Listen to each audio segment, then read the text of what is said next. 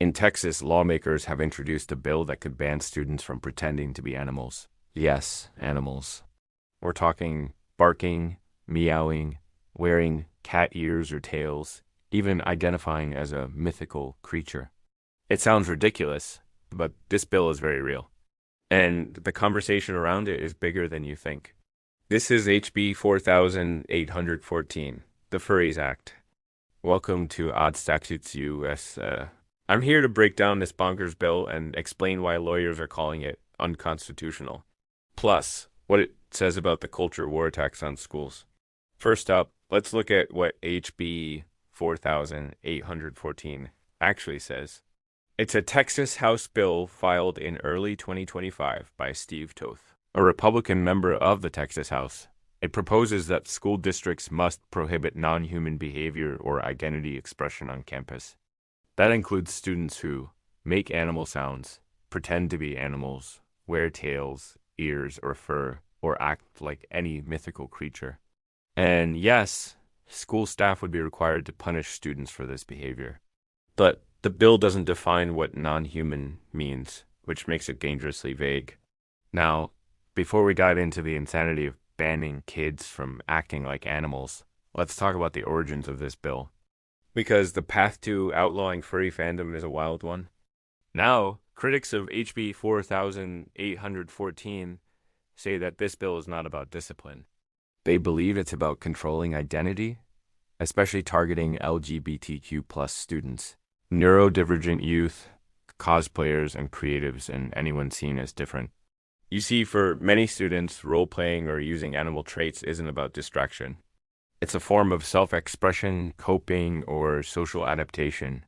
Autistic students may use sensory tools like ears or tails. Queer youth may explore identity through harmless roleplay. Restricting these behaviors could lead to severe bullying and even force many students into hiding. They argue that no one should be punished for expressing themselves creatively or exploring their identity.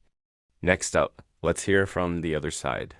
Proponents of HB 4814 claim that it's about protecting students from harmful distractions and giving parents more control over their kids' education.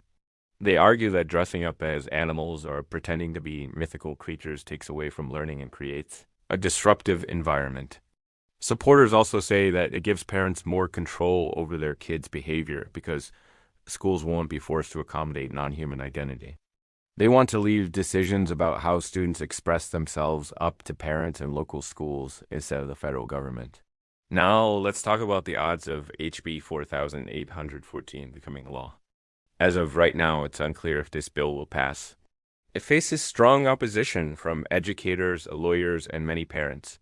Many worry that this bill could increase bullying and create legal confusion for schools already facing budget cuts, teacher shortages, and mental health crises. Plus, there's the little matter of it possibly violating the Constitution.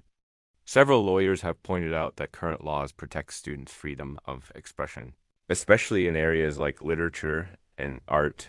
HB 4814's vague language banning non-human behavior could open schools up to expensive lawsuits. Many fear that HB 4814 will hurt vulnerable students and waste valuable resources on fighting costly legal battles. For now, the bill remains stalled in committee, but that doesn't mean it won't resurface. So what do schools actually say about HB 4814? Surprisingly, most districts in Texas and across the U.S. say they've never had a single issue involving furries or non-human behavior. They aren't dealing with cat people. They're dealing with underfunding, teacher shortages, mental health crises, and a whole host of other real problems. Here's what one school board member told a local news station. We don't need laws for things that aren't even happening. So why not ask schools what they think? After all, the bill claims to be about protecting students. Now let's talk about why HB 4814 might not stand up in court. Here's where things get really interesting. The bill targets students' freedom of expression, which is protected by the First Amendment. Now it's not an absolute right. The Supreme Court has ruled that students can be disciplined if their speech causes disruption or conflict with the school's mission. So while a kid wearing cat ears but paying attention in class would be protected. A student who barks loudly during a lesson could face consequences. But HB 4814 goes way too far. It aims to ban all forms of non-human behavior without defining the term, which leaves it open to broad interpretation and potential abuse.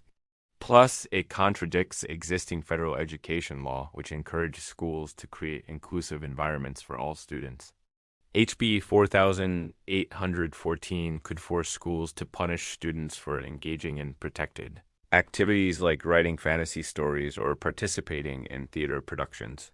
This raises serious legal questions about the bill's constitutionality. Next up, let's look at the bigger B 4814 is just the latest attack on schools. Recently, politicians across the U.S. have introduced hundreds of bills targeting schools. These include bathroom bans, dress code crackdowns, book removals, and now animal role play. These so-called culture war bills aim to control classrooms and shift power to conservative politicians. But polls show that most Americans oppose these restrictions. Parents, teachers, and students are pushing back against HB 4814 and similar measures.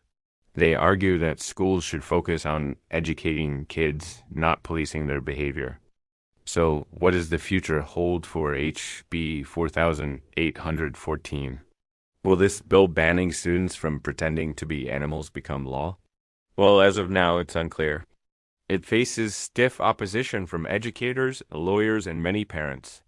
Most school districts say they've never dealt with issues like this and don't want to waste time or resources on such a divisive measure. There's also the small matter of it potentially violating the Constitution. So for now, it looks like HB 4814 won't go very far. But that doesn't mean the fight is over.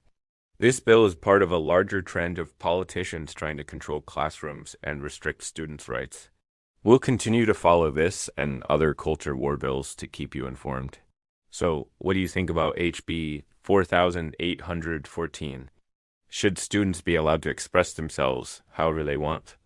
Or should there be limits on what's considered appropriate behavior? Let me know in the comments below. And don't forget to subscribe to Odd Statutes America. New episodes drop every week. Thanks for watching. See you next time.